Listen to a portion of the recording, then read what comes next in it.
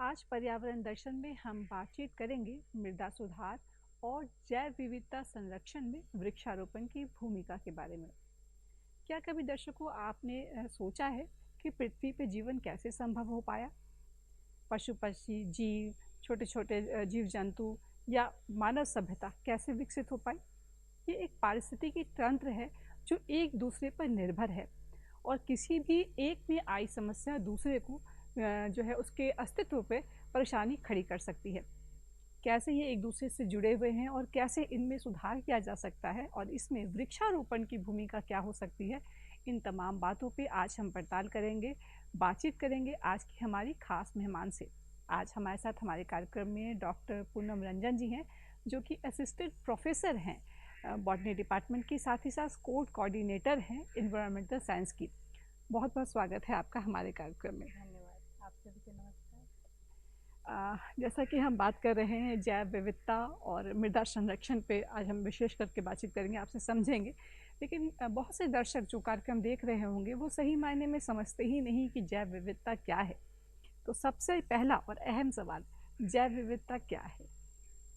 जैव विविधता का अर्थ है पृथ्वी पर पाए जाने वाले सभी जीवित पशु पक्षी, पेड़ पौधे, मानव और सूक्ष्म जीव, इन सभी को मिलाकर हम कहते हैं कि पृथ्वी की जैव विविधता है।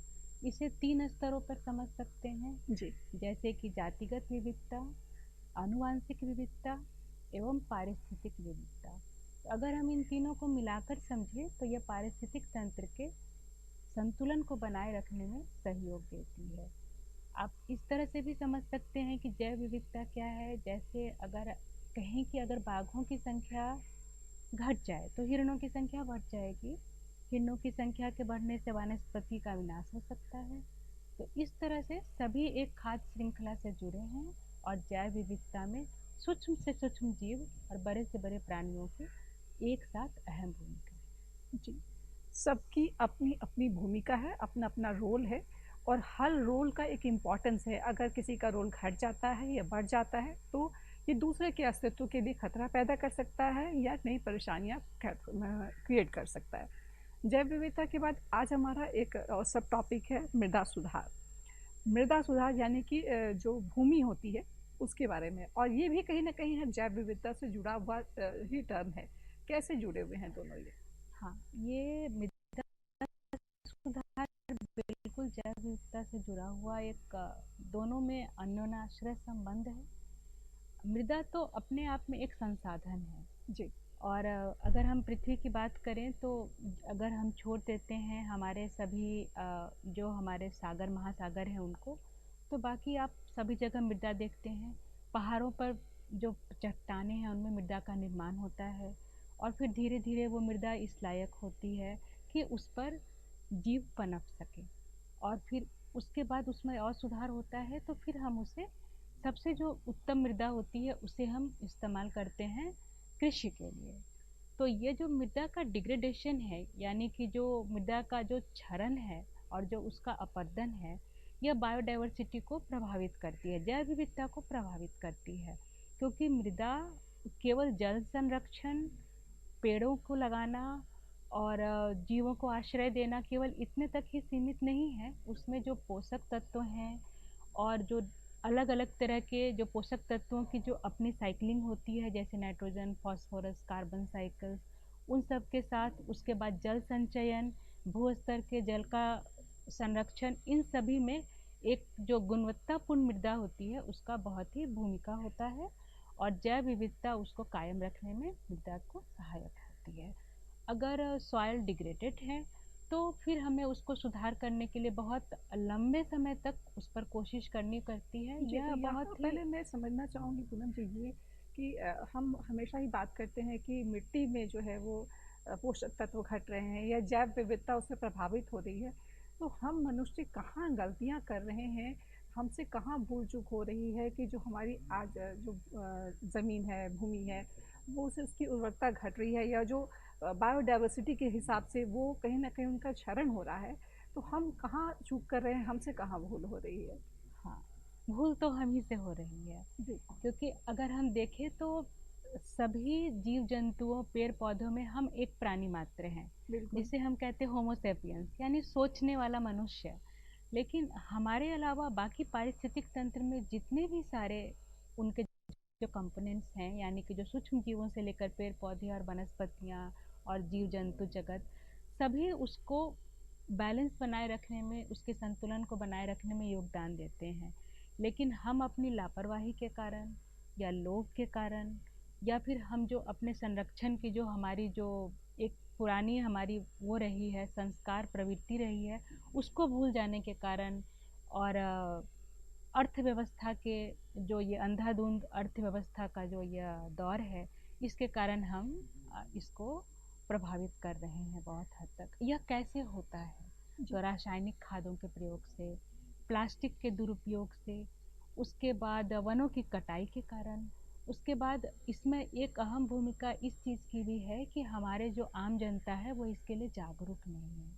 तो ऐसे बहुत सारे कारण हैं जो एक साथ जैव विविधता को भी प्रभावित करते हैं और मृदा को की गुणवत्ता को भी घटाते हैं। जी, तो कहीं न कहीं चूक तो हमसे हो रही है कि हमारी जो मिट्टी है आज की, उसकी उर्वरकता कम हो रही है, उसमें जो जैव विविधता पनप सकती है, उस पे भी उसका प्रभाव आ रहा है। विकास का दौर है, विकास के दौर में हम बहुत सारी चीज़ें जो हैं बिना सोचे-समझे करते चले जा रहे हैं, चाहे वो जंगलों की कटाई हो, इंफ्रास्ट्रक्चर का डेवलपमेंट हो, औद्योगिक करण हो, कल कारखानों का जो भी हम्म। कचरा निकलता है उसका हम्म। सही से निष्पादन नहीं हो, बहुत सारे फैक्टर्स हैं जो कहीं न कहीं हमारी मिट्टी को कहीं न कहीं प्रभावित कर रहे हैं और इससे जैव विविधता भी प्रभावित हुई नहीं रह सकती है। क्या करना चाहिए? क्या उपाय हो सकता है कि कहाँ हम गलतियाँ तो हमने समझी, अब गलतियों को सुधारने की बात अगर होती है तो हम क्या करें कि हमारी जो भूमि है वो थोड़ी-सी उर्वरक हो सके, जैव विविधता के हिसाब से भी सूटेबल हो सके, क्या किया हम्म। जाना चाहिए? मृदा सुधार, मृदा सुधार पूरी तरह से एक वैज्ञानिक पद्धति है, और अगर हम उसके लिए आम जनता को और किसानों को उसके लिए जागरूक बनाते हैं, तो मृदा सुधार कोई ऐसी चीज़ नहीं है कि हम वहाँ तक नहीं पहुँच सकते हैं। यह कोई 4 या 6 महीने में किया जाने वाला कार्य तो नहीं है, लेकिन अगर हम कुछ वर्षों का लेकर के चले, कुछ वर्षों की योजना बना करके चले, तो मृदा को सुधारा जा सकता है। तो सबसे पहले और जो सबसे आसान काम है, जो गवर्नमेंट और आम जनता कर भी रही है, वो है वृक्षारोपण, पौधारोपण। जहाँ पर जंगल कट चुके हैं वहाँ पे फिर से वृक्षों को लगाना और वनीकरण करना, यह एक है। दूसरा, जो हम खाद का इस्तेमाल करते हैं उसकी जगह हम जैविक खादों का प्रयोग करें। जैविक खादों के प्रयोग के साथ हम मिश्रित खेती करें, यानी कि अगर अगर आप ऐसे समझे कि जैसे हमने पालक लगाई है, सभी कहते हैं पालक में आयरन बहुत कंटेंट होता है, तो इसका मतलब वो कहाँ से पा रहा है? वो मृदा से अवशोषित कर रहा है। तो मिश्रित खेती में क्या होता है कि अलग अलग तरह के हम फसलों को अलग अलग चक्र में लगाते हैं, और इससे मृदा को जो है वो वापस पुनर्स्थापन करने के लिए, अपने सारे अवयवों को पुनर्स्थापन करने के लिए एक समय मिल जाता है। इसके साथ ही बहुत सारे ऐसे पौधे हैं जिनको लगाने से जैसे नाइट्रोजन का स्थिरीकरण होता है। तो यह सब जो है, ये सब अगर किसानों को और आम जनता को समझाया जाए और उनको इसमें सहयोग दिया जाए, तो हम मृदा सुधार को एक पैमाने पर ले सकते हैं और हम उसे प्राप्त भी कर सकते जी, यानी कि जो खेती हम करते हैं उनमें 2 बातों का ध्यान बेहद रखना ज़रूरी है, को क्योंकि वो हमारे लिए भी कहीं न कहीं नुकसानदायक है, जो हम केमिकल्स का या पेस्टिसाइड्स का उपयोग करते हैं वो ना करें, करने का ज़रूरत पड़ भी जा रही है अगर खाद का इस्तेमाल करना भी है तो ऑर्गेनिक खाद की ओर मुड़ें, क्योंकि वो जो भोजन हम जो फसल जो हम अपने अंदर लेते हैं वो तो नुकसानदायक होती ही है, जो हमारी भूमि है यानी कि जो सॉइल है, मृदा है, उसको भी कहीं न कहीं वो जो उसका पोषण है वो ख़राब कर रही है और ये पोषण जो जो भी चीज़ें केमिकल्स उसमें जाती हैं, काफ़ी लंबे समय तक मिट्टी में रह जाती हैं और ये धीरे-धीरे फसल के माध्यम से हमारे शरीर में आती हैं, जो हमारे लिए स्वास्थ्य के लिए तो नुकसानदायक हैं, मिट्टी के लिए भी बहुत ही नुकसानदायक है। आपने अभी बातचीत करते-करते 2 टर्म्स यूज़ किए वृक्षारोपण और वनीकरण। ये एक ऑप्शन है, सॉल्यूशन है मृदा सुधार के हिसाब से भी और जैव विविधता के हिसाब से भी। तो क्या दोनों एक ही चीज़ें हैं या दोनों अलग-अलग चीज़ें हैं? क्या होती है वनीकरण और वृक्षारोपण? हैं। वनीकरण को पहले हम समझते हैं। वनीकरण का अर्थ है जंगलों को लगाना, यानी वनों का निर्माण करना। या उन जगहों पे किया जाता है जहाँ पर पहले वन थे और वो कट गए हैं, या फिर कोई ऐसी बंजर भूमि है जो बहुत बड़ा लैंडस्केप है और वो पड़ा हुआ है, तो उसे वनीकरण के लिए प्रयोग में लाया जाता है। यह वैज्ञानिक पद्धति से होता है। इसमें कई सारे अलग अलग स्तर होते हैं कि पहले किन पेड़ों को लगाया जाएगा, बाद में किन पेड़ों को लगाया जाएगा, और धीरे धीरे वनीकरण एक पूरे संतुलित पारिस्थितिक तंत्र का निर्माण करता है, जिसमें बहुत सारे पशु पक्षी और जैव विविधता को आश्रय, भोजन और साथ ही हमारे जो प्रदूषण है उसको भी कंट्रोल करने में, और यही नहीं हमारी अर्थव्यवस्था में भी यह बहुत सहकारी है। जहाँ तक हम पौधारोपण या वृक्षारोपण की बात करते हैं तो यह लघु स्तर पर किया जाता है। जैसे आप शहरों में, स्कूल कॉलेजों के कैंपस में, सड़कों के किनारे, या फिर गांवों में खेतों के किनारे, ऐसी छोटी जगहों पे पौधों को लगाना या वृक्षों को लगाना, इसे हम वृक्षारोपण कहते हैं। और इसमें किसी खास वैज्ञानिक पद्धति की ज़रूरत नहीं पड़ती है। हाँ, आप पौधों को लगाते समय यह सोच सकते हैं कि सौंदर्य के दृष्टिकोण से लगाना है, या फिर हमें एक हैबिटाट क्रिएट करना है लोकल जो प्रजातियां हैं उनके लिए, या फिर हमें उनको अर्थव्यवस्था के लिए और वातावरण में प्रदूषण को कम करने के लिए। तो ये सब कुछ मुद्दों पे ध्यान रखते हुए अगर हम छोटे स्तर पे पौधों को लगाते हैं तो इसका उपयोग यह है कि इससे ग्रीन कवरेज बढ़ता है, यानी कि जो हरित भाग है वह बढ़ जाता है, और साथ ही हमें प्रदूषण के रोकथाम में मदद मिलती है, और ये हमारे वातावरण को सुधारता है, यानी हमारे जीवन को, हमारे आसपास के माहौल को खुशनुमा बनाता जी। अमूमन हम जब नवयुवकों से बातचीत करते हैं, कार्यक्रम में भी हमारे जब लोगों से बातचीत होती है, तो हमने जब भी उनसे पूछा है कि पर्यावरण के दृष्टिकोण से, बचाने के, संरक्षण के दृष्टिकोण से आप क्या कर सकते हैं, क्या किया जाना चाहिए, तो एक बहुत सरल जवाब होता है, वृक्षारोपण करें। करते भी हैं लोग, लेकिन कई बार हम ये पाते हैं कि जो भी पौधे रोपे गए वो पनप नहीं पाए, बढ़ नहीं पाए।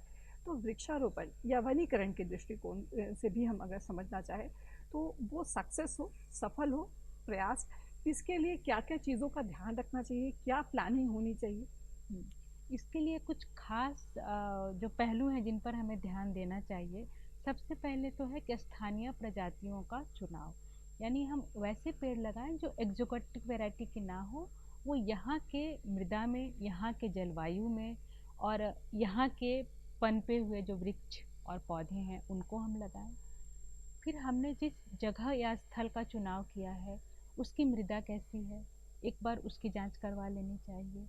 तीसरा, उसकी देखभाल और सुरक्षा, यानी हम जहाँ लगा रहे हैं वहाँ पे हमें इरिगेट करना पड़ेगा, तो स्थानीय लोगों की सहायता लेनी पड़ेगी ताकि उसको समय से पानी दिया जा सके।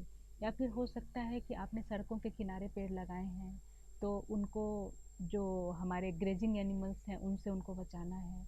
तो इस तरह से सबसे पहले स्थानीय प्रजातियों का चुनाव, उसके बाद मृदा कैसी है, उसके बाद उनका संरक्षण और रखरखाव कैसे होगा, और फिर जो सबसे अंतिम बात है वो है जागरूकता, यानी कि स्थानीय लोगों और विद्यार्थियों की इसमें सहभागिता। जी। इन चीज़ों पे ध्यान रखते हैं तो हमारा वृक्षारोपण काफ़ी सफल हो सकता है। जी, यानी कि वृक्षारोपण करने के समय कुछ चीज़ों का ध्यान रखना ज़रूरी है ताकि वो सफल हो सके, चाहे वो वनीकरण हो या वृक्षारोपण हो। प्लानिंग फुल फ्लेजेड होनी चाहिए ताकि ये मूर्त रूप ले सके। वृक्षारोपण से या वनीकरण से कुछ और फ़ायदे भी होते हैं जैव विविधता के अलावा, वो है वायु प्रदूषण को रोकने में बहुत बड़ी भूमिका हो सकती है, जल संचयन में इसकी बहुत बड़ी भूमिका हो सकती है। तो एक-एक करके हम समझेंगे। जल संचयन की अगर बात की जाए तो वृक्षारोपण उसमें कैसे हल कर सकता है? क्योंकि जब अमूमन अब हम सुनने में हमें आता है कि गर्मियों का मौसम आया नहीं कि वाटर लेवल भाग गया या पानी ही नहीं अवेलेबल है। बहुत सारे राज्य हमारे ऐसे हैं जहाँ पानी की बहुत किल्लत हो रही है। तो वृक्षारोपण में इसकी क्या भूमिका हो सकती है? कि वृक्षारोपण की जल संचयन में बहुत ही महत्वपूर्ण भूमिका है। पुराने समय से हम ऐसा कहते आ रहे हैं कि जहाँ पर बहुत ज़्यादा हरियाली है या जहाँ पर बहुत ज़्यादा वृक्ष लगे हैं तो वहाँ पे बारिश बहुत ही नियंत्रित तरीके से और सही समय अंतराल पर होती है। अब जैसे हम देख लें, जहाँ पर जो हमारे देश में जो डिजर्ट एरियाज है वहाँ पे बारिश कम होती है, इसका एक कारण यह है। तो बारिश का होना, तो जो पेड़ हैं वो वर्षा को आकर्षित करते हैं। अब जब वर्षा हो रही है तो वो वर्षा का जल जो है वो भू स्तर के जल तक पहुंच सके, इसमें वृक्षों की दूसरी भूमिका है, क्योंकि जो वृक्ष हैं उनकी जो जड़ें हैं वो मिट्टी में बहुत अंदर तक जाती हैं, जिसकी वजह से वो मिट्टी को पोरस बनाती हैं, यानी एक तरह से उनमें जल का जो है उनमें अच्छी तरह से घुसने की उपस्थिति की संभावना बनती है और वो उसको धारण करके रखती है। वो तब तक धारण करके रखती है मिट्टी को, जल को, जब तक कि वो वापस से भू स्तर के जल पे यानी कि ग्राउंड वाटर रिचार्ज के लेवल तक ना पहुंच जाए। तो अच्छा। यह तो दूसरी बात हो गई। फिर तीसरी बात छाया, यानी कि जैसे अगर बहुत सारे वृक्ष लगे हैं तो छाया, तापमान में कुछ डिग्री कम होता है, तो जिसकी वजह से जलों का वाष्पीकरण कम होता है। तो बारिश के बाद अगर तुरंत टेम्परेचर ना बढ़े तो बारिश के पानी को नीचे जाने के लिए एक सही समय मिल जाता है। तो आपने 3 चरणों में समझ लिया इसे। पहले तो वर्षा को आकर्षित करना, फिर रूट्स के कारण जो हमारी मिट्टी पोरस हो रही है और अंदर घुसने के लिए मिल रहा है बारिश के पानी को, फिर तीसरा आपने समझा कि यह वाष्पीकरण ना हो पानी को, छाया के कारण वो लंबे समय तक धरती पर टिकी रहे और अंदर जाने की उसकी जो है प्रवृत्ति जो है भू स्तर तक पहुंचने की, उस वो ग्राउंड वाटर रिचार्ज के लेवल पर पहुंच सके। अब एक चौथी बात जो जैव विविधता से जुड़ी है, जितने अधिक तरह के सूक्ष्म जीव और प्राणी जैसे एम्फीबियंस, रेप्टाइल्स या फिर आप कह लीजिए केंचुए, यह जो मिट्टी में अपना घर बनाते हैं और उनमें छेद करते हैं, उनको पोरस रखते हैं, यह भी एक तरह से वाटर कंजर्वेशन में बहुत अहम भूमिका निभाते हैं। और जल संचयन के लिए और वर्षा के जल को भू स्तर तक पहुंचाने के लिए इनका भी बहुत अहम भूमिका है। जी, जैसा कि शुरू में ही मैंने कहा था कि हम जो ये पूरा चेन जो है वो एक दूसरे से कहीं न कहीं जुड़ा हुआ है। जैव विविधता में हर एक चीज़ का इम्पोर्टेंस है, हर एक चीज़ का रोल है।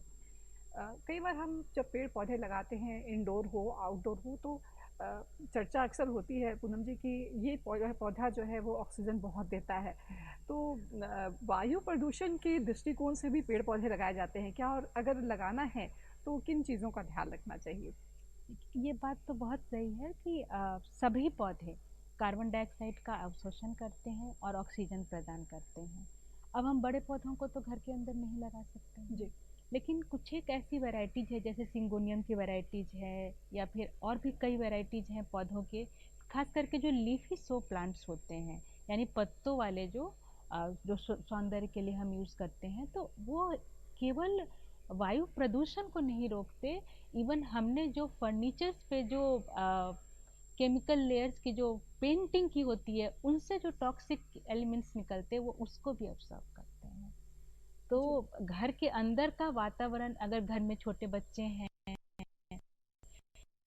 या आपने पालतू जानवर रखे हुए हैं, तो उनके लिए भी बहुत अच्छा होता है कि वातावरण में जो है जो केमिकल्स जो रिलीज हो रहे हैं, जो आजकल हम बहुत सारे प्लास्टिक के फर्नीचर्स यूज करते हैं या फिर हम जो लकड़ी के फर्नीचर्स यूज करते हैं उन पे भी प्लास्टिक का पेंट्स होता है, उनमें से भी कुछ हानिकारक तत्व जो है वो हवा में निकासित होते रहते हैं, तो उनको एब्जॉर्ब करने में हेल्प करता है। तो ये तो हो गई छोटे स्तर पे इंडोर प्लांट्स की भूमिका कि सौंदर्य के अलावा उनका और क्या प्रयोग है।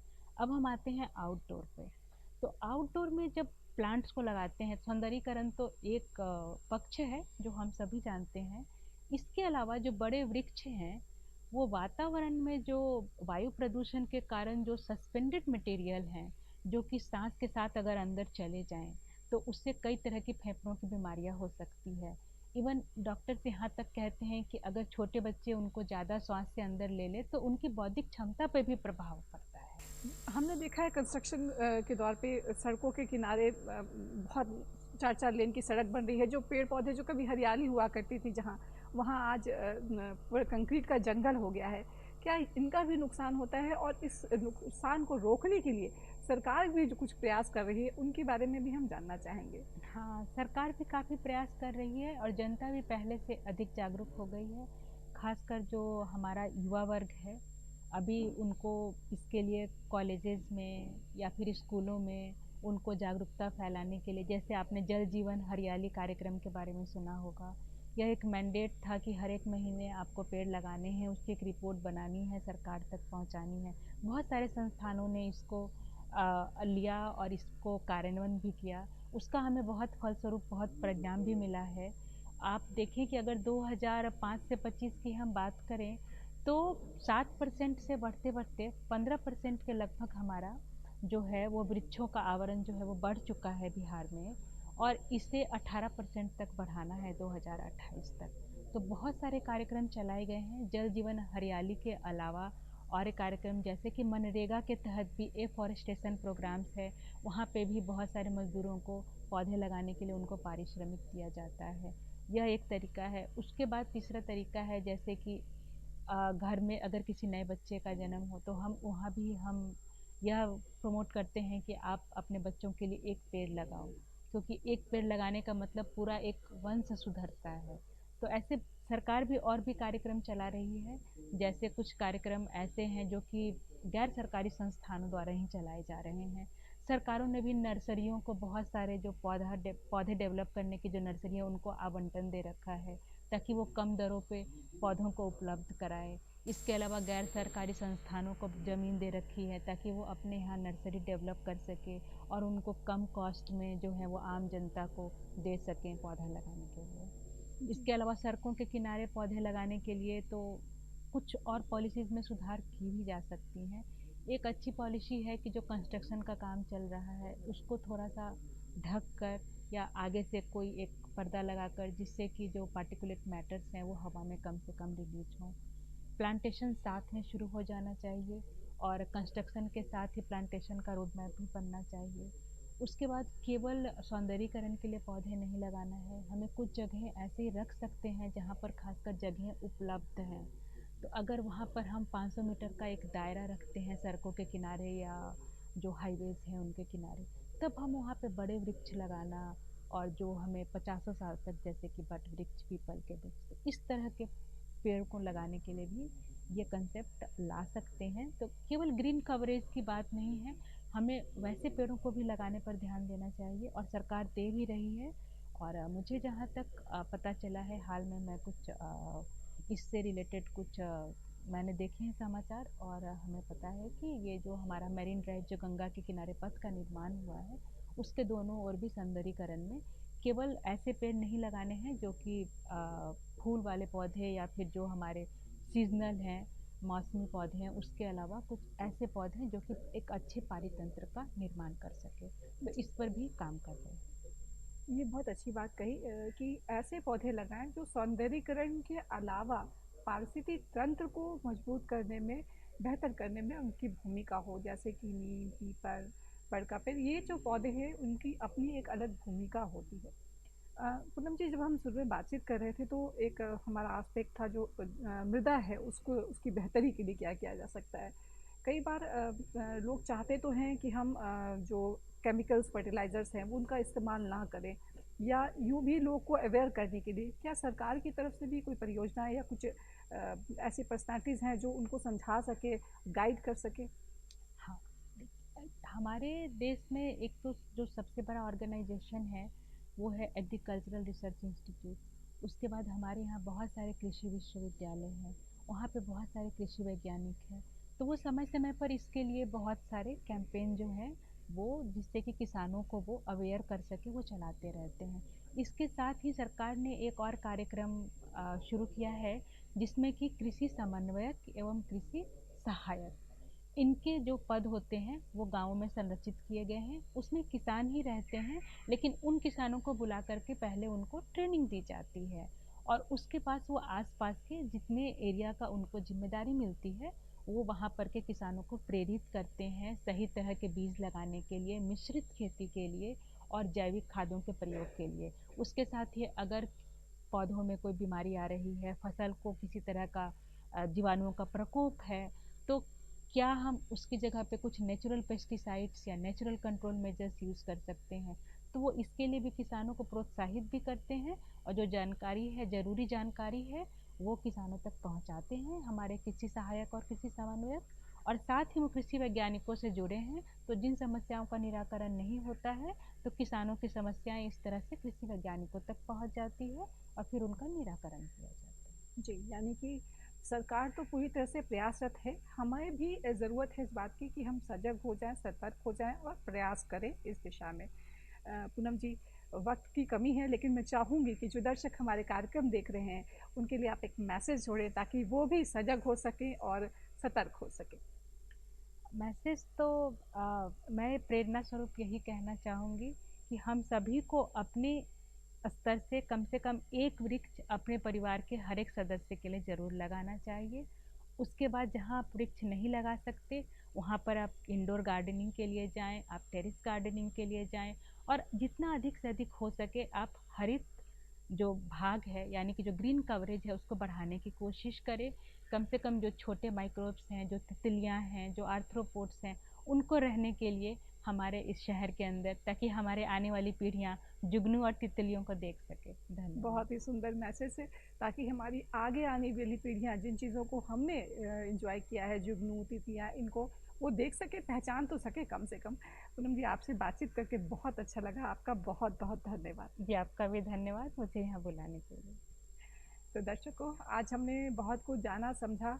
कोशिश की है इस कार्यक्रम के माध्यम से अपनी एक भूमिका हम निभा सकें पर्यावरण संरक्षण के दृष्टिकोण से। आप भी कोशिश कीजिए, क्योंकि हमारी और आपकी कोशिश से ही ये प्रयास जो है वो सफल हो सकता है। अगले अंक में पर्यावरण दर्शन में एक ऐसे ही विषय और एक खास मेहमान के साथ पुनः उपस्थित होंगे। फिलहाल इजाज़त दीजिए। नमस्कार।